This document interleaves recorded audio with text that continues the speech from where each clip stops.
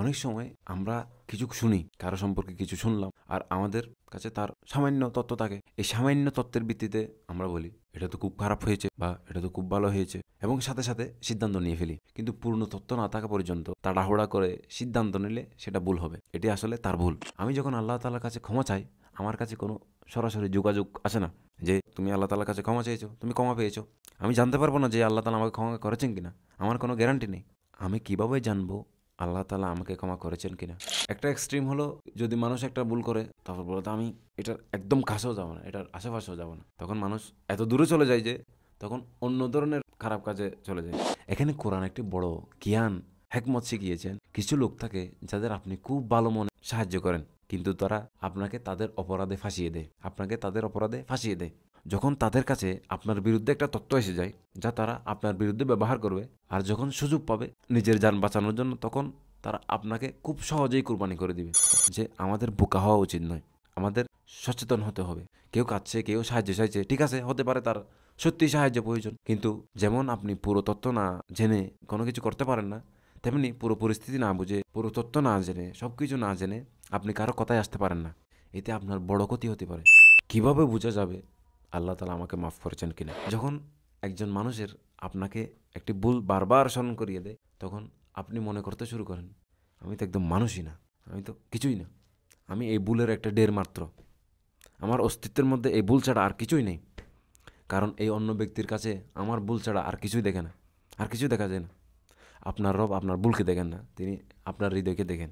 আর হৃদয় দেখার ক্ষমতা অন্য কারো নেই, অন্য কোনো মানুষের নেই।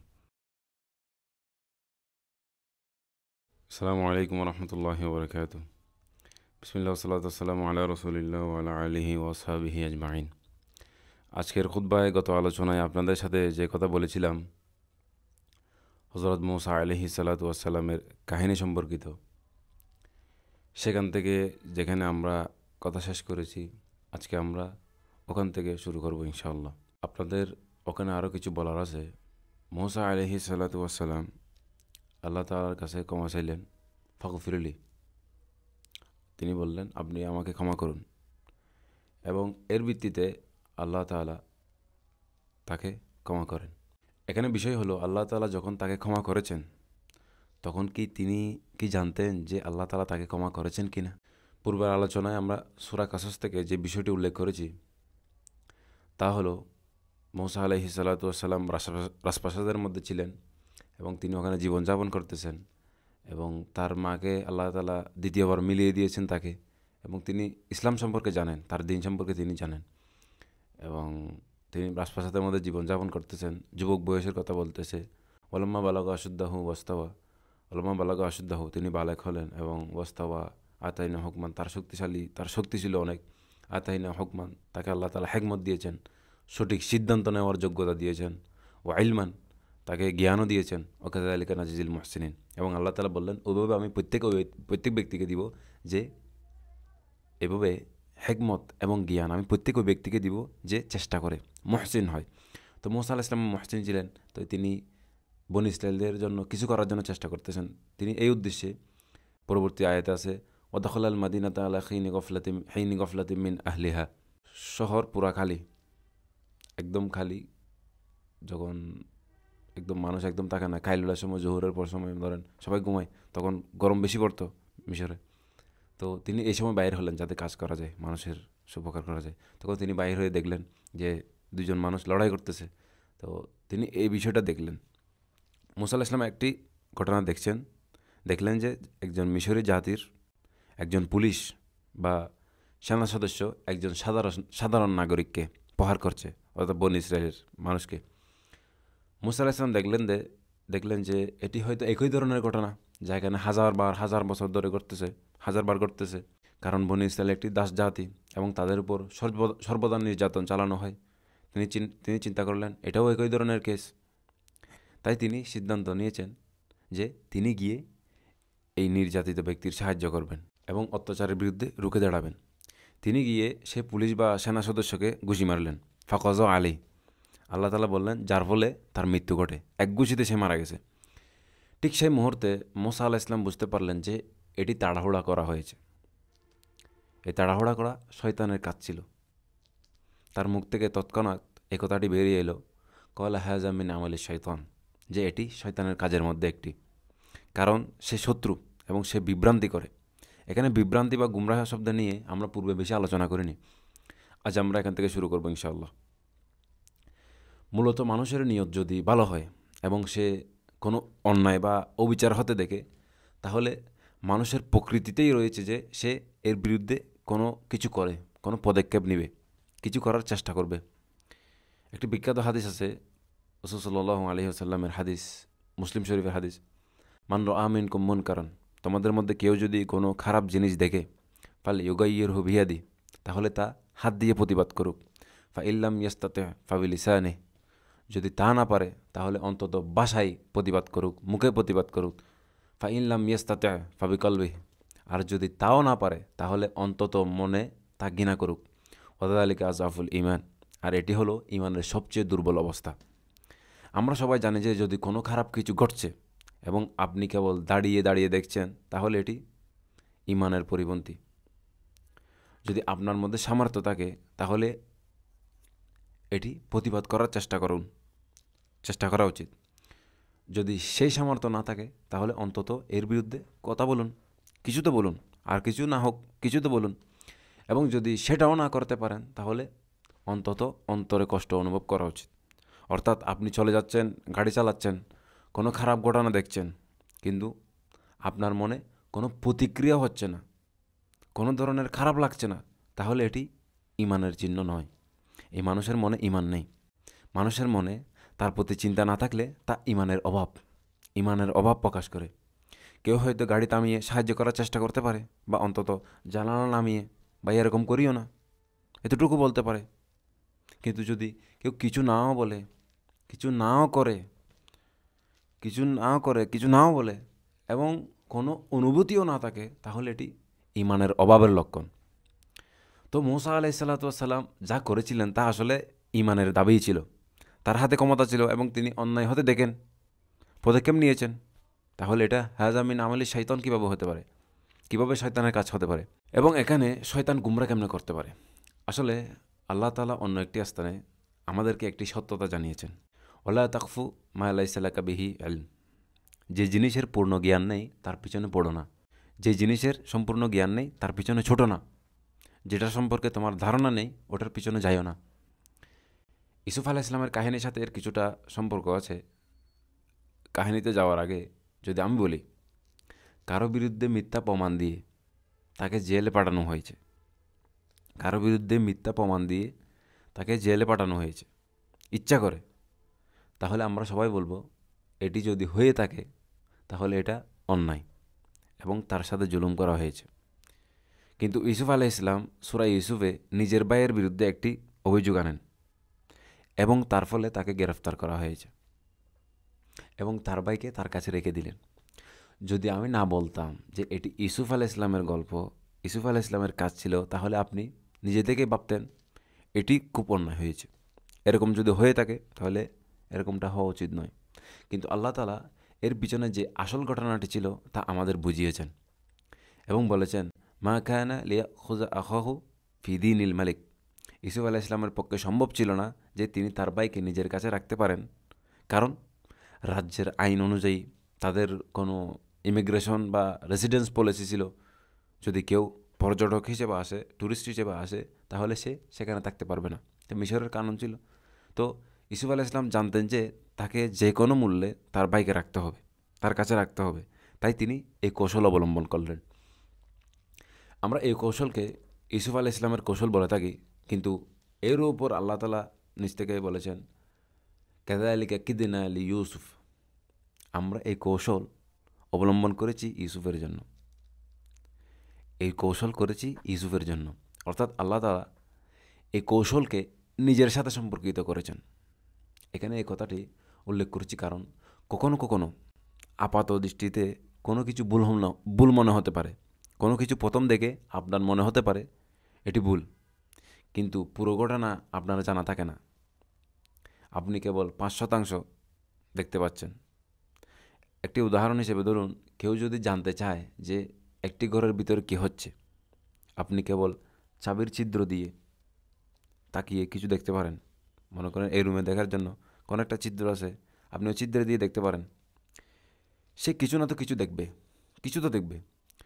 যদি আপনি যা দেখতে পাচ্ছেন ছোটো ছিদ্র দিয়ে, ছোটো অংশ দিয়ে, তার উপর যদি ভিত্তি করে মনে করেন যে আপনি পুরো ঘটনাটাই জানেন, পুরো ঘটনার সত্যতা বুঝে গেছেন, এবং ঘরের ভিতরে যারা আছে সব কিছু আমি জানি, তাহলে এটি তার ভুল হবে। এতটুকু তথ্যের ভিত্তিতে পুরো সিদ্ধান্ত নেওয়া তাড়াহুড়া করা হবে। এটাই বোঝানো হচ্ছে, অনেক সময় আমরা কিছু শুনি, কারো সম্পর্কে কিছু শুনলাম, আর আমাদের কাছে তার সামান্য তথ্য থাকে। এই সামান্য তথ্যের ভিত্তিতে আমরা বলি এটা তো খুব খারাপ হয়েছে, বা এটা তো খুব ভালো হয়েছে, এরকম হওয়া উচিত, এবং সাথে সাথে সিদ্ধান্ত নিয়ে ফেলি। এই তাড়াহুড়া করা সিদ্ধান্তগুলো কেউ হয়তো কাজের মাধ্যমে নেয়, কেউ হয়তো বাসার মাধ্যমে নেয়, কেউ হয়তো মনের মধ্যে এ ধারণা করে, কিন্তু পূর্ণ তথ্য না থাকা পর্যন্ত তাড়াহুড়া করে সিদ্ধান্ত নিলে সেটা ভুল হবে। এটি আসলে তার ভুল। আচ্ছা, অবশেষে মুসা আলাইহিসসালাম বুঝতে পারলেন যে ভালো নিয়ত থাকা সত্ত্বেও যদি পুরো তথ্য না থাকে, তবে কোনো সিদ্ধান্ত নেওয়া এবং তাড়াহুড়া করে সিদ্ধান্ত নেওয়া এটি শয়তানের চালাকির মধ্যে একটি, এটি তার চালাকির অংশ। শয়তান মানুষকে ক্ষতি করার জন্য এই উপায়গুলি ব্যবহার করে। মুসা আলাইহিসসালাম ছোটো বয়সে এই কথাটি বুঝতে পেরেছিলেন যে শয়তান মানুষের আবেগ নিয়ে খেলে এবং ভালো নিয়তকে খারাপ কাজে ব্যবহার করে। কওয়ালা হাযা মিন আমালি শয়তান, এভাবে শয়তান মানুষকে বিভ্রান্ত করে। এখন বিভ্রান্তির একটি নতুন দিক বোঝা গেছে, যে তাড়াহুড়া করে সিদ্ধান্ত নেওয়া বিভ্রান্তির একটি রূপ, এবং এটি শয়তানের অস্ত্রগুলির মধ্যে একটি। ইন্নী যালামতু নাফসি ফাগফিরলি। আমরা কতবার এখানে আলোচনা করেছিলাম, হে আমার প্রভু, এতে কোনো সন্দেহ নেই যে আমি নিজের উপর অত্যাচার করেছি। এ কথাগুলি আসলে শুরু হয়েছে আদম আলাইহিসসালামের কথা থেকে। রব্বানা যালামনা আনফুসানা, ঠিক আদম আলাইহিসসালামের শব্দের মতোই মুসা আলাইহিস সালাম শব্দগুলি ব্যবহার করেছেন, যে আমরা নিজের উপর অত্যাচার করেছি। এখানে মুসা আলাইহিসসালাম ভুল করেছিলেন, যদিও ভুলটি অন্য একজন মানুষের বিরুদ্ধে ছিল, সে মারা গিয়েছে, কিন্তু প্রথম অত্যাচার অন্যের বিরুদ্ধে হয় না, নিজের বিরুদ্ধে হয়। এরকম একটি উদাহরণ আল্লাহ তাআলা একটি অন্য জায়গায় দেন, যখন আয়েশা রাদিয়াল্লাহু তাআলা আনহা এর বিরুদ্ধে নানা রকমের কথা বলা হচ্ছিল, কিছু লোক কথা শুনেছিল, কিছু প্রভাবিত হয়েছিল, কিছু লোক বলেছিল এটা খুব খারাপ লাগতেছে যে মানুষ এমন ধরনের কথা বলছে, কিছু লোকের মনে খারাপ ধারণা এসেছিল। তো আল্লাহ তাআলা এ বিষয়ে বলেছিলেন, লাউলা ইয সামি'তুমুহু যান্নাল মুমিনুনা ওয়াল মুমিনাতু বিআনফুসিহিম খায়রা। তোমরা যখন সেই কথা শুনলে, তখন কেন মুমিন পুরুষ ও মুমিন নারীগণ তোমরা নিজেদের সম্পর্কে সুধারণা পোষণ করলে না, ভালো ধারণা কেন পোষণ করলে না? আল্লাহ তাআলা এই প্রশ্ন করেছিলেন। আল্লাহ তাআলা এটি বলেন নাই যে তাদের সম্পর্কে কেন ভালো ধারণা করো নাই তোমরা, বললেন তোমরা নিজেদের ব্যাপারে ভালো ধারণা কেন পোষণ করনি। আসলে যে গুনাহ আমি এবং আপনি করি, যদি কারো বিরুদ্ধে করে থাকি, তবে সে ব্যক্তির বিরুদ্ধে আপনার অপরাধ থাকলেও প্রথমে আপনি নিজের উপর অত্যাচার করেছেন। প্রথমে এটা স্বীকার করতে হবে যে আমি নিজের উপর অত্যাচার করেছি।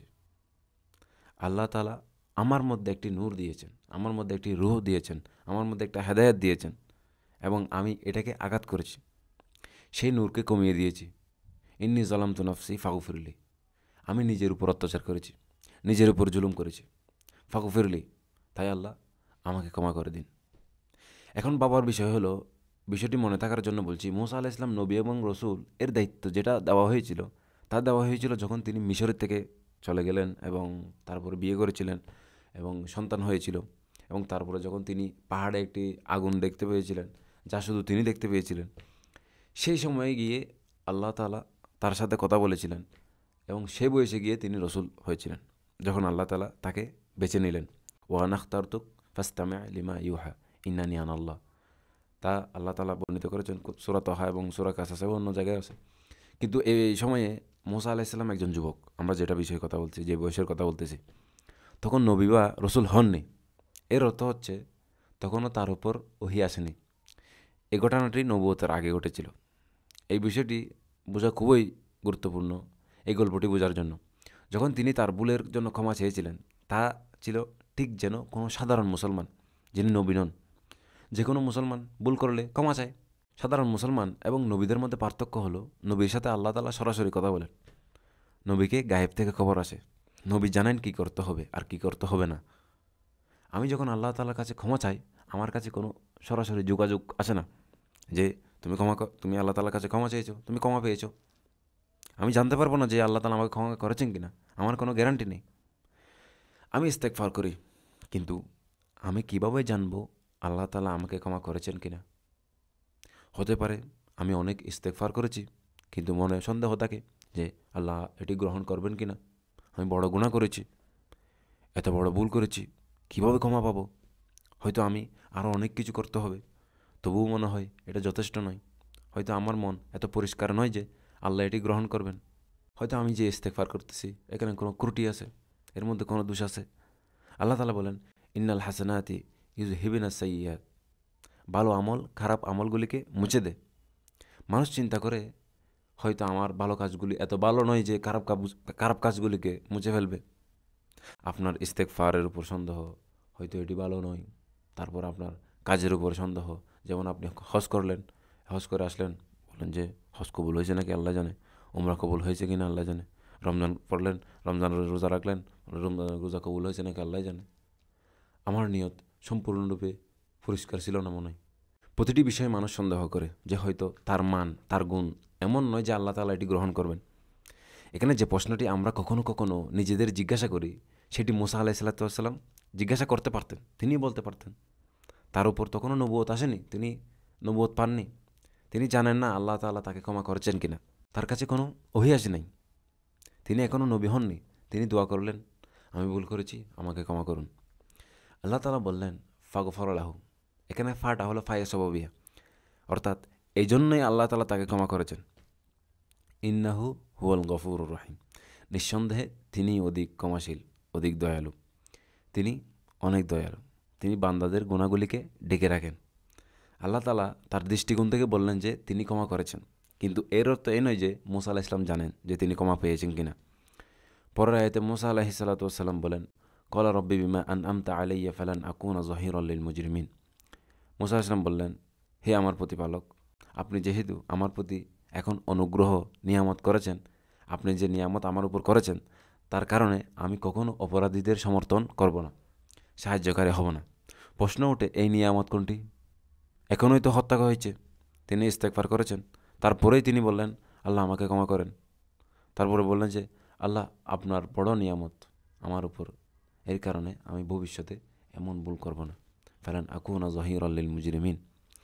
এখান থেকে কোরআন আমাদের যা শিক্ষা দেয় তা হলো, লা তাকনাতু মির রাহমাতিল্লাহ, ইন্নাল্লাহা ইয়াগফিরুয যুনুবা জামিআ। আল্লাহর রহমত থেকে নিরাশ হইও না। আল্লাহর রহমত থেকে নিরাশ হইও না, নিরাশ হওয়া যাবে না।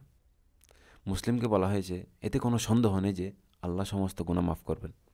নিশ্চয়ই আল্লাহ সমস্ত পাপ ক্ষমা করবেন। আমরা যা শিখেছি তা হলো, যখন একজন মানুষ খাঁটি মন থেকে আন্তরিকভাবে নিজের ভুলের জন্য লজ্জিত হয়, আল্লাহ তাআলা এর কাছে স্বীকার করে, তওবা করে এবং ক্ষমা চায়, আল্লাহ তাআলা গ্যারান্টি দেন যে এ নিয়ে কোনো সন্দেহ থাকা উচিত নয় যে তিনি ক্ষমা করবেন কিনা। এতে কোনো সন্দেহ নাই যে তিনি ক্ষমা করবেন। এই ইস্তেগফার করা আল্লাহ তাআলার একটি বড় নিয়ামত। অনেক লোক ভুল করে এবং তারপরে অজুহাত দেয়, দেখুন আমার তো কিছু করার নেই, আমার ভুল ছিল না, আমার উপর চাপ ছিল, আমার ভুল ছিল না, সমাজ এরকম ছিল, আমার ভুল ছিল না, সরকার এরকম, আমার ভুল ছিল না, আমার পরিবার এরকম, আমার মা বাবা এরকম, আমার ভাই এরকম, আমার বোন এরকম, সব ভুল অন্যদের, আমার নেই। কিন্তু যদি একজন মানুষের মধ্যে এত ক্ষমতা থাকে যে সে ভুল করার পর তার মধ্যে এতটুকু জ্ঞান থাকা উচিত, কোনো অজুহাত না খুঁজে, যেমন মুসা আলাইহিস সালামের পরিস্থিতি দেখুন, তিনি অনেক অজুহাত তৈরি করতে পারতেন।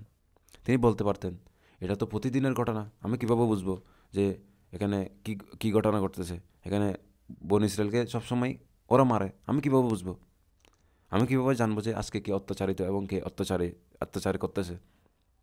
হাজার বারের আগে আমি দেখতেছি সব সৈন্যরাই অত্যাচার করতেছিল, আর বনী ইসরায়েলরা লোকের অত্যাচার শিকার হচ্ছে, তারাই মজলুম। আমি কীভাবে জানবো আজ কে অত্যাচারিত এবং কে অত্যাচারকারী? এটা আমি জানতে পারবো না, আমি তো জানতে পারবো না, আমি কীভাবে জানবো? কিন্তু অজুহাত না বানিয়ে তিনি তার ভুলের স্বীকারোক্তি দিয়েছেন এটি আল্লাহ তাআলার একটি বড় উপহার যে মানুষ অজুহাত খোঁজা বাদ দিয়ে নিজের স্বীকারোক্তি দেয়, নিজের ভুলের স্বীকারোক্তি দেয় এবং বলে, হে প্রভু, আমি নিজের উপর অত্যাচার করেছি, আমাকে ক্ষমা করুন। যার এই নিয়ামত আছে যে তিনি অজুহাত না খুঁজে, অর্থাৎ অজুহাতের পিছনে না যায়, বালিল ইনসানু আলা নাফসিহি বাসিরা ওয়ালাউ আলকা মাআযিরা। সূরা কিয়ামায় আল্লাহ তাআলা বলেন যে মানুষের নিজের উপর পূর্ণ দৃষ্টিটাকে, যেমন আমি নিজেকে দেখি, কেউ দেখে না। আপনি আপনাকে নিজেকে যেভাবে দেখেন এভাবে আপনাকে কেউ দেখতে পারবে না, সেভাবে আর কেউ দেখতে পারবে না। আপনার সবচেয়ে ঘনিষ্ঠ ব্যক্তিও আপনাকে ওভাবে দেখবে না যেভাবে আপনি নিজেকে দেখতে পারেন, অন্য সেরকম অন্য কেউ দেখবে না। এবং তারপর আল্লাহ তাআলা বলেন, ওয়ালাউ আলকা মাআযিরা, যদিও সে নানা অজুহাত পেশ করে, যদি আপনি সব অজুহাত দেন, বাস্তবে আপনি আয়নায় নিজেকে দেখেন কিন্তু আপনি আয়নাতেও মিথ্যা বলা শুরু করেন। জিনিসগুলি আল্লাহ তাআলা এর একটি বড় নিয়ামত, এবং এটা অনেক বড় নিয়ামত যে তিনি যাকে খাঁটি মন থেকে ইস্তেগফার করার তৌফিক দেন, তাকে এই নিয়ামতও দেন যে তার ইস্তেগফার কবুল হয়। এ বিষয়ে কোনো সন্দেহের প্রয়োজন নেই। বারবার ফিরে গিয়ে ভাবতে হবে না, কি জানি আল্লাহ তাআলা আমাকে ক্ষমা করেছেন কিনা, আমি তো জানতেছি না আমার ইস্তেগফার সঠিক ছিল কিনা, আল্লাহ তাআলা এর কাছে আমি মাফ পাবো কিনা, ক্ষমা পাবো কিনা, এই নিয়ে সন্দেহ ত্যাগ করুন। এই জন্য এখানে ইন্না শব্দ ব্যবহার করা হয়েছে। তাফসিরের অনেক আলেমদের মতে আল্লাহ তাআলা কখনো কখনো বলেন ওয়াল্লাহু গফুরুর রহিম, আল্লাহ ক্ষমাশীল এবং দয়ালু। এখানে ওয়াওয়ের অর্থ এবং ধরা হয়, কিন্তু যখন আল্লাহ তাআলা বলেন ইন্নাল্লাহা গফুরুর রহিম, তখন ইন্না যোগ করা হয়। কিছু আয়াতের মধ্যে ইন্না যোগ করা হয়। এই আয়াতগুলির মধ্যে পার্থক্য হলো এখানে গ্যারান্টি দেওয়া হচ্ছে যে এতে কোনো সন্দেহের সুযোগ নেই যে আল্লাহ তাআলা ক্ষমা করবেন। এখানে কোনো সন্দেহের সুযোগ নেই এবং দুশ্চিন্তা করার প্রয়োজন নেই, আমি জানি না মাপ হয়েছে কি হয় নাই। এই বোঝাকে, এই চিন্তাকে আল্লাহ তাআলা হালকা করেছেন আমাদের জন্য। ইন্নাহু হুয়াল গফুরুর রহিম। সুবহানাল্লাহ, সুবহানাল্লাহ। আচ্ছা, মুসা আলাইহিস সালাম ইস্তেগফার করেছেন, ভুল স্বীকার করেছেন, তার থেকে এটা বোঝা হালকা হয়েছে এবং প্রতিশ্রুতি দিয়েছেন যে ভবিষ্যতে এমন ভুল করবেন না। ফালান আকুনা যহিরাল লিল মুজরিমিন। এ কথা থেকে ইঙ্গিত পাওয়া যায় যে যে সৈন্যটি অন্যকে মারধর করেছিল সে চোর বা অপরাধী ছিল কোনো রকম, কিন্তু মুসা আলাইহিস সালামের হাতে সৈন্যটি নিহত হয়েছে। এটি দুপুরবেলার সময় ছিল, সবাই ঘুমাচ্ছিল, কেউ এ অপরাধ সম্পর্কে দেখেনি। এটি হয়েছে কেউ দেখেনি। এর একমাত্র সাক্ষী ছিল সে অপরাধী, আর কেউ সাক্ষী ছিল না। তো সে পালিয়ে গেল হঠাৎ করে এটা দেখার পর, এবং মুসা আলাইহিস সালাম ঘাবড়ে গেলেন। যুবক মানুষ, তিনি জানতেন যে মিশরের পুলিশ এবং সৈন্যরা মুসা আলাইহিস সালামের প্রতি অত্যন্ত ঘৃণা করে। আসলে মিশরে মুসা আলাইহিস সালামের একটি প্রেমময় মিশরি ব্যক্তি ছিল, ফেরাউন। পুরো মিশরের মধ্যে একজন মানুষ শুধু তাকে ভালোবাসত, সেটা হলো ফেরাউন। আল্লাহ তাআলা তার হৃদয়ে মুসা আলাইহিস সালামের জন্য ভালোবাসা দিয়েছেন। আল্লাহ তাআলা নিজেই বলেন, ওয়াল কাইতু আলাইকা মাহাব্বাতাম মিন্নি, আমি তোমার উপর আমার পক্ষ থেকে একটি বিশেষ ভালোবাসা দিয়েছি যা আমার থেকে আসে। সে একই ফেরাউন যে ফেরাউন লক্ষ লক্ষ শিশুকে হত্যা করার জন্য প্রস্তুত ছিল। সে জানে যে মুসা আলাইহিস সালাম বনী ইসরায়েলের, সে মুসা আলাইহিস সালামকে মারতে পারেনি, এমনকি সে মুসা আলাইহিস সালামকে দাসও বানায়নি। দাস বানানো উচিত ছিল না। ঠিক আছে, আমি তাকে মারবো না, গোলাম হিসেবে রেখে দিই, কিন্তু তাকে দাস বানানো না, বরং নিজের ছেলের মতো ভালোবাসলো। আলাম নুরব্বিকা ফিনা ওয়ালিদা, অনেক ভালোবাসা ঢেলে দিলেন ফেরাউনের মনে মুসা আলাইহিস সালামের জন্য।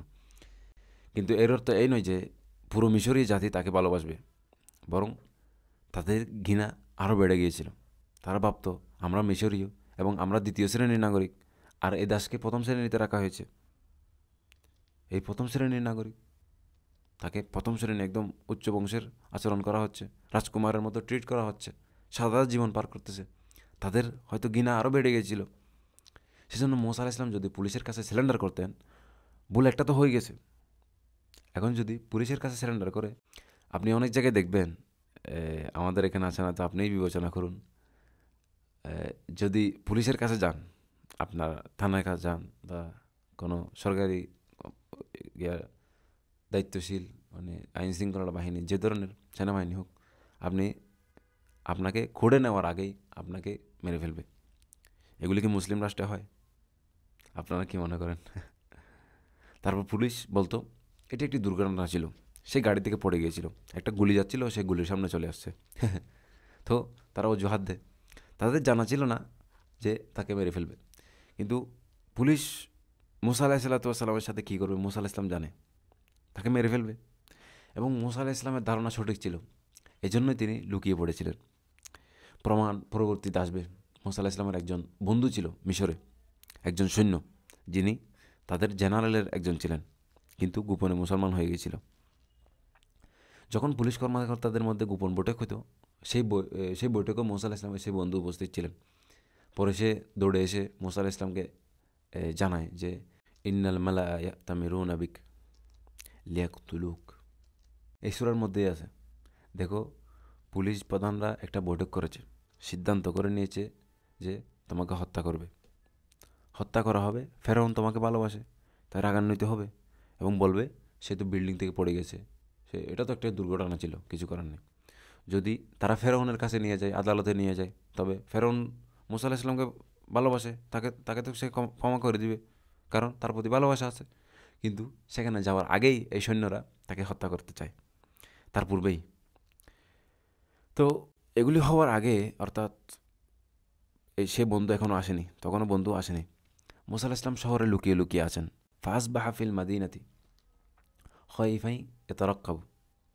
অতঃপর সে সকালবেলা, অর্থাৎ মুসা আলাইহিস সালাম ভীত অবস্থায় নগরীতে শহরে পর্যবেক্ষণ করছেন, পরিস্থিতি পর্যবেক্ষণ করছেন।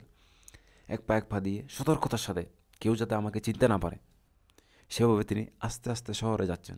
যখন তিনি শহরে ঘুরে বেড়াচ্ছেন, ফাইজাল্লাযী ইসতানসরা বিল আমস, হঠাৎ তিনি দেখতে পেলেন যে আগের দিন যে অপরাধী সাহায্য চেয়েছিল, যে ব্যক্তি গতকাল সাহায্য চেয়েছিল, সে একই ব্যক্তি তার সামনে এখন দাঁড়ানো।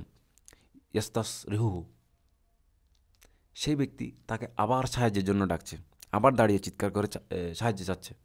সে আবার কোনো এক পুলিশের হাতে আটকে গেছে এবং তাকে মারধর করা হচ্ছে, তাকে আবার পেটানো হচ্ছে। সে আবার মুসা আলাইহিস সালামকে দেখল। এবার কিন্তু পার্থক্য আছে। প্রথমবার যখন সাহায্য চেয়েছিল, তখন পুরো শহর খালি ছিল, কেউ সাক্ষী ছিল না। তখন একদম নিস্তব্ধ শহর, কোনো সাক্ষী নেই, কোনো মানুষজন নেই। এখানে শব্দ ব্যবহার করা হয়েছে ফাসবাহা, সকালবেলা। এটি সকালে ঘটেছিল। শহর তখন কর্মচাঞ্চল্য পূর্ণ ছিল, সবাই কাজ করছিল, মানুষজন শহরে আসে পরিপূর্ণ, আর প্রাইভেসির কোনো সুযোগ ছিল না। অপরাধী চিৎকার করে মুসা আলাইহিস সালামকে আবার ডাকলো, মুসা, আপনি যেমন গতকাল সাহায্য করেছিলেন, আবার আসেন, মুসলমান ভাইকে সাহায্য করেন, আবার উম্মতের সাহায্যে আসেন, আবার কুফুরের বিরুদ্ধে দাঁড়ান। আপনার জন্য আরেকটা কাফের আছে, তাকেও মুবারক ঘুষিটা মারেন। ইস্তাসরিখুহু, সে চিৎকার করে মুসা আলাইহিসসালামকে ডাকলো। মুসা আলাইহিসসালাম এবার দেখলেন এবং বুঝতে পারলেন, আমি সেই ভুল তো আবার করবো না, সেই ফাঁদে তো আবার ফা দিব না। তিনি কি বললেন? মুসা আলাইহিসসালাম বললেন, ক্বালা লাহু মুসা ইন্নাকা লাগাবিয়্যুম মুবিন, তুমি তো খুবই বিভ্রান্তি একজন লোক। তিনি আর এগিয়ে যাননি, তিনি এই ভুল বারবার করবেন না, কারণ তিনি আল্লাহ তাআলার কাছে ওয়াদা করেছেন যে তিনি আর কখনো অপরাধীদের সমর্থন করবেন না। পরের আয়াতে বলা হয়েছে যে ফালাম্মা, দীর্ঘ সময় পরে, যদি একটু বড় হয় তখন ইজ এবং হিনা ব্যবহার করা হয়। যখন ফালাম্মা, যেটা দীর্ঘ সময় পরে, ফালাম্মা আন আরদা, তারপরে আন ব্যবহার করা হয়েছে, এটাকে জায়দা বলা হয়। সাধারণত বলে ফালাম্মা আরদা, কিন্তু এখানে বলা হয়েছে ফালাম্মা আন আরদা, অর্থাৎ দীর্ঘ সময় পরে মুসা আলাইহিস সালাম চিন্তা করতে লাগলেন, আমি কি করব এখন, অপরাধী মার কাচ্ছে এবং প্রায় মারা যাচ্ছিল। তখন মুসা আলাইহিস সালাম ভাবলেন, গতকাল আমি তাড়াহুড়া করে কোনো একটা পদক্ষেপ নিয়েছিলাম, তাই ভুল হয়েছে। আজ যদি আমি কিছুই না করি, তবে আমার সামনে একজন মানুষ মারা যাবে। সে তো চোর, ঠিক আছে, তার দোষ তো আছে, কিন্তু তার এত বড় দোষ নাই যে তার হত্যা হওয়া উচিত, তার তো এত বড় দোষ নাই। তখন তো অন্য রকমের এক্সট্রিম হয়ে যাবে না, তখন অন্য ধরনের বড় কাজ বাড়ে যাবে, তখন অন্যদিকে খারাপ হয়ে যাবে। একটা এক্সট্রিম হলো, যদি মানুষ একটা ভুল করে, তারপর বলো তো আমি এটার একদম কাছেও যাব না, এটার আশেপাশেও যাব না, তখন মানুষ এত দূরে চলে যায় যে তখন অন্য ধরনের খারাপ কাজে চলে যায়, অন্য ধরনের এক্সট্রিম হয়ে যায়। তো আমি কি এখন শুধু দাঁড়িয়ে দাঁড়িয়ে দেখব, কিছুই করবো না? আল্লাহ তাআলা মুসা আলাইহিস সালামকে হিকমত দিলেন। তখন মুসা আলাইহিস সালাম সিদ্ধান্ত নিলেন যে আমি তাকে মেরে ফেলবো না, যেহেতু তার শরীরের শক্তি অনেক বেশি ছিল। তো আল্লাহ তাআলা বলেন, ফালাম্মা আন আরাদা আন ইয়াবতিশা বিল্লাযী হুয়া আদুউল লাহুমা, মুসা আলাইহিস সালাম যখন সিদ্ধান্ত নিলেন, চিন্তা ভাবনা করে, তখন তিনি কেবল তাকে ধরে ফেলবেন, তাদের শত্রুকে ধরে ফেলবেন, আটকাবেন। এখন এই সৈন্যকে আঘাত করবেন না, তাকে শুধু আটকাবেন যাতে সে মারতে না পারে, তাকে ক্ষতি করা ব্যতীত। আমি যদি কোনো ফিতনায় হাত দিতে হয়, হয়তো কোনো কারো একজনের কথা শুনে সহায়তা করে দিলাম এবং অপরজনকে ঘুষি মেরে দিলাম। অন্যদিকে একটা হলো একদম আমি কিছু করব না, একজন আরেকজনকে মারতেছে মারুক, আমার কি এখানে, আমার কি যাবে, আমি এখানে জড়াবো না, আমার জীবনে শিক্ষা হয়ে গেছে, এগুলিতে আমি আর জড়াবো না, আমার এই কাজে ফা দেওয়ার দরকার নেই। যদি আমার কাছে সমর্থন থাকে, শক্তি থাকে, যাতে এখানে একটা সমাধান হয়, সিজফায়ার হয়, যুদ্ধবিরতি হয়, এগুলি যদি আমি করাতে পারি, হামলাকারীকে আটকা দিতে পারি, তাকে ক্ষতি করা চাওয়া, তাকে ক্ষতি করা ব্যতীত, কমপক্ষে এই ফিতনা যাতে আগে না বাড়ে, কমপক্ষে এই ফিতনা যাতে প্রসারিত না হয়, তাহলে আমার এর সাথে জড়িত হওয়া উচিত। যদি আমার ক্ষমতা থাকে যে আমি যুদ্ধবিরতি করাতে পারি, মারাকে থামাতে পারি, তাকে ক্ষতি করা ব্যতীত, যাতে অন্তত এই ফিতনাটা যাতে না চড়ায়, তাহলে আমাকে জড়িত হওয়া উচিত, যাতে আমি যুদ্ধবিরতি করাতে পারি, এখানে যাতে ফিতনা যাতে আগে না বাড়ে। ফালাম্মা আন আরাদা আন ইয়াবতিশা বিল্লাযি হুয়া আদুউল্লাহুমা, মুসা আলাইহিস সালাম আসছেন, শেষ পর্যন্ত চিন্তা ভাবনা করে এগোচ্ছেন তাকে সাহায্য করার জন্য। সে অপরাধী মাটি থেকে শুয়ে দেখতেছে মুসা আসছে, এদিকে তাকে পুলিশে মারতেছে। সে পাশ থেকে দেখলো মুসা আলাইহিস সালাম আসছে। যখন সে মুসা আলাইহিস সালামকে দেখলো মাটি থেকে শুয়ে, তার ভুল ধারণা হলো, সে ভাবলো হয়তো গতকালের ঘটনার কারণে এখন মুসা আলাইহিস সালাম রাগান্বিত, তাহলে মুসা আসছে এখন, এখন যদি এই সৈন্যের সাথে মিলে মুসাও মারে, এই সৈন্য তো আমি 20-30টা খেয়ে ফেললাম, কোনো সমস্যা নেই, কিন্তু মুসা আলাইহিস সালামের একটা ঘুষি মারলে তো শেষ। এখন তো মনে হলো এটা এমার্জেন্সি, জরুরি অবস্থা, বাই, এখন তো যান বাঁচাতে হবে। কীভাবে যান বাঁচাবো? মুসা আসছে, মুসার মার খাইলে তো শেষ। মুসা আসছে, মুসা আসছে আসলে তাকে বাঁচানোর জন্য, কিন্তু সে মনে করলো তাকে মারতে আসছে। তার ভুল ধারণা হলো। সে সাথে সাথে চিৎকার করে উঠলো, উচ্চস্বরে বলল, কলা ইয়া মুসা, মুসা আতুরিদু আন তাকতুলানি, তুমি কি আমাকে হত্যা করতে চাও? কামা কতালতা নাফসান বিল আমস, যেমন তুমি গতকাল হত্যা করেছিলে। সকালের সময় অনেক ভিড়, সব মানুষ এসেছিল, তার অপরাধ সবার সামনে প্রকাশ করে দিল। এখানে কোরআন একটি বড় জ্ঞান, হেকমত শিখিয়েছেন। কিছু লোক থাকে যাদের আপনি খুব ভালো মনে সাহায্য করেন, কিন্তু তারা আপনাকে তাদের অপরাধে ফাঁসিয়ে দেয়।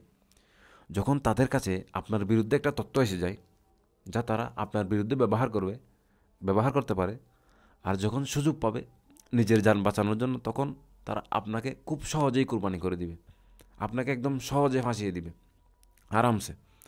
সুতরাং সে সাথে সাথে সবার সামনে চিৎকার করে বলল, কামা কতালতা নাফসাম বিল আমস ইন তুরিদু ইল্লা আন তাকুনা জাব্বারান ফিল আরদ ওমা তুরিদু আন তাকুনা মিনাল মুসলিহিন। তুমি তো এখানে জোর কাটাতে এসেছো, হ্যাঁ? আপনি এখানে তো সংস্কার করতে আসেননি, ভালো কাজ করতে আসেননি। এখন সমস্ত ফোকাস মুসা আলাইহিস সালামের উপর, সবাই মুসা ইসলাম, হ্যাঁ এটা কি মুসা আলাইহিস সালাম করছে? এখন সেই পুলিশ অফিসার, সে চোরকে মারতেছিল, সে এটাও জানে যে তার ফেলো অফিসার, সহকর্মী অফিসার গতকালকে মারা গেছে, হত্যা করা হয়েছে, আর এখন সে হত্যাকারীকে পেয়ে গেছে। তাই এই মামলাটা তো ছোটো, এখন বড় মামলা আসে গেছে। এখন পুরো মনোযোগ মুসা আলাইহিস সালামের দিকে, এবং এই ব্যাপারটা অপরাধী জানতো, তাই সে এই কুকৌশলটি অবলম্বন করলো। এখানে আল্লাহ তাআলা অনেক জ্ঞান দিয়েছেন, তার মধ্যে কমপক্ষে একটি হলো যে আমাদের বোকা হওয়া উচিত নয়, আমাদের সচেতন হতে হবে। কেউ কাঁদছে, কেউ সাহায্য চাইছে, ঠিক আছে, হতে পারে তার সত্যিই সাহায্য প্রয়োজন, কিন্তু যেমন আপনি পুরো তথ্য না জেনে, কোনো পরিপূর্ণ না জেনে কোনো কিছু করতে পারেন না, তেমনি পুরো পরিস্থিতি না বুঝে, পুরো তথ্য না জেনে, সব কিছু না জেনে আপনি কারো কথায় আসতে পারেন না। আপনার চিন্তাভাবনা করা উচিত, আপনার চিন্তাভাবনা ছাড়া কারো সাহায্য করতে পারেন না, এতে আপনার বড় ক্ষতি হতে পারে, বড় সমস্যা হতে পারে। কোরআন আমাদের ভালো কাজ করার আদেশ দিয়েছে, এবং আমাদের ধর্ম আমাদের অন্যদের সম্পর্কে ভালো ধারণা করতে বলেছে, এবং আমাদের অভিজ্ঞতা থেকে সে কারণে নির্দেশ দিয়েছে। যার অভিজ্ঞতা হয়েছে তার বোকা হওয়া উচিত নয়। তাহলে আপনাকে নিয়ত নিয়ে সন্দেহ করা উচিত? হ্যাঁ, নিয়ত দিয়ে সন্দেহ করছি না, আমি আমার বুদ্ধিমত্তার উপর ভরসা করছি এবং অভিজ্ঞতার উপর। আল্লাহ তাআলা যে অভিজ্ঞতার মাধ্যমে শিখিয়েছেন তার উপর ভরসা করা উচিত। আল্লাহ তাআলা আমাদের কোরআনের যে গল্পগুলি শিখিয়েছেন, সেগুলো যে জ্ঞান রয়েছে, সেগুলো আমাদের জীবনে প্রয়োগ করার তৌফিক দিন। বিশেষ করে আমি যে প্রথম কথাতেই বলেছিলাম, গত আলোচনায়ও, এই খুতবায়ও যে মাঝখানে কথাটা বললাম, কারণ লক্ষ্য করা যায় অনেকেই বলে যে তারা ইস্তেগফার করেছে, আমি গুনাহ মাফ চাইলাম, আল্লাহ তাআলা আমাকে মাফ করবে নাকি আল্লাহ জানে। কিভাবে বোঝা যাবে আল্লাহ তাআলা আমাকে মাফ করেছেন কিনা? এর কোনো চিহ্ন আছে? আল্লাহ তাআলা কোনো গোপন চিহ্ন নেই, কোনো স্বপ্ন আসবে না, আপনাকে জানানোর জন্য কোনো স্বপ্ন আসবে না, আপনি কোনো তুতা পাখি দেখবেন না এবং আপনি বুঝতে পারবেন যে স্বপ্ন গোনা মাফ হয়েছে না, এরকম কিছু না। না কোনো বিশেষ ধরনের বৃষ্টি হবে যে আপনি বুঝতে পারবেন আপনার মাপ পেয়েছেন, বা যেদিন সকালে উঠবেন আপনি বিশেষ ধরনের কোনো একটা মেঘ দেখবেন, তেমন কোনো চিহ্ন আপনাকে দেখানো হবে না।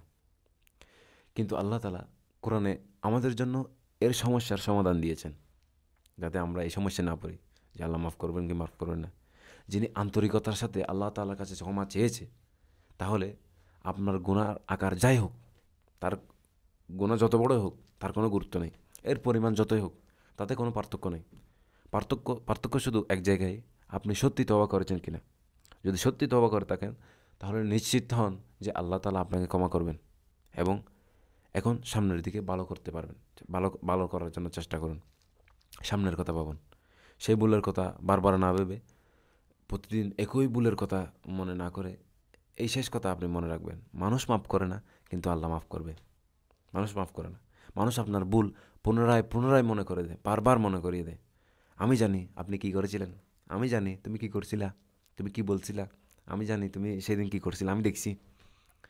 যখন একজন মানুষের আপনাকে একটি ভুল বারবার স্মরণ করিয়ে দেয়, তখন আপনি মনে করতে শুরু করেন, আমি তো একদম মানুষই না, আমি তো কিছুই না, আমি এই ভুলের একটা ডের মাত্র, আমার অস্তিত্বের মধ্যে এই ভুল ছাড়া আর কিছুই নেই। কারণ এই অন্য ব্যক্তির কাছে আমার ভুল ছাড়া আর কিছুই দেখে না, আর কিছুই দেখা যায় না। আপনার রব আপনার ভুলকে দেখেন না, তিনি আপনার হৃদয়কে দেখেন। আর হৃদয় দেখার ক্ষমতা অন্য কারো নেই, অন্য কোনো মানুষের নেই। কিছু মানুষ কখনো কখনো সাহস করে বলে, এমন কথাও বলে যে আল্লাহ তোমাকে কখনো ক্ষমা করবেন না, বা আমি আল্লাহর কাছে বলবো যে তোমাকে যাতে ক্ষমা না করে, বা আমি কিয়ামতের দিন আল্লাহ তাআলার কাছে তোমার অভিযোগ করব, তুমি যতই ক্ষমা চাও না কেন, তা যথেষ্ট নয়। মানুষ তাদের পক্ষ থেকে এসব কথা বলে, তাদের কথার কোনো গুরুত্ব নেই। আল্লাহ তাআলার কথা উচ্চতর। যখন আল্লাহ তাআলা নিশ্চয়তা দিয়েছেন, তখন মানুষের কথার কারণে আপনার হৃদয়ে কোনো রকম ব্যথা অনুভব করার, এগুলি হৃদয়ে নেওয়াই উচিত না। এই কারণে আল্লাহ তাআলা বলেছেন ও কালিমাতুল্লাহ হিয়াল ওলিয়া, আল্লাহ তাআলার কথা উচ্চতর। যখন আল্লাহ তাআলা কোনো কথা বলেছেন, তখন তার সাথে কারো মন্তব্য, কারো তিরস্কার, কারো অভিযোগ বা কারো বড় শক্তি বলে আল্লাহ আপনাকে জিজ্ঞাসা করবেন, আল্লাহ আপনাকে মাফ করবেন না। আপনাকে কে বলছে যে আল্লাহ মাফ করবেন না? এই তথ্য আপনি কোথায় পেলেন? এই খবর কোথায় আসলো? কোন গোয়েন্দার মাধ্যমে আসলো? ওমা কান আল্লাহ লিউতলিয়াকুম আলাল গায়ব, আল্লাহ আপনাকে তো কোনো গোপন সংবাদ দেননি, আল্লাহ আপনাকে তো কোনো গোপন থেকে ওহী আসে নাই, আপনাকে তো কোনো সংবাদ জানানো হয়নি যে আপনি কিয়ামতের দিন কার কী হবে আপনি সব জানেন। আপনি কীভাবে বলতে পারেন যে কিয়ামতের দিন আমি এটা বলবো আল্লাহকে, এটা বলবো, এটা বলবো? যেদিন আল্লাহ তাআলা বললেন লা ইয়াতাকাল্লামুনা ইল্লা মান আযিনা লাহুর রহমান, যেদিন কেউ কথা বলতে পারবে না শুধুমাত্র রহমানের অনুমতি ব্যতীত। আমাদের কারো সাহস হয় যে বলে মানুষ কথা বলবে না, কিন্তু তারপরও আল্লাহ তাআলার কাছে আমি কিয়ামতে দাঁড়ানোর সময় বলবো, এই আল্লাহ আমার একটা কথা আছে, এক সেকেন্ড আপনি কিয়ামতের কাজ এরপরে শুরু করেন, আমার কথাটা শুনেন, আপনি আমার কথা শুনেন, তারপরে কিয়ামতের কার্যক্রম শুরু করবেন। এটি কোন ধরনের ননসেন্স? আল্লাহ তাআলার সাথে এটি কোন ধরনের মজা? মোটেই শোভনীয় নয়। আমাদের উচিত আল্লাহর বাণীকে, কোরআনকে অন্তরে গুরুত্ব সহকারে গ্রহণ করা।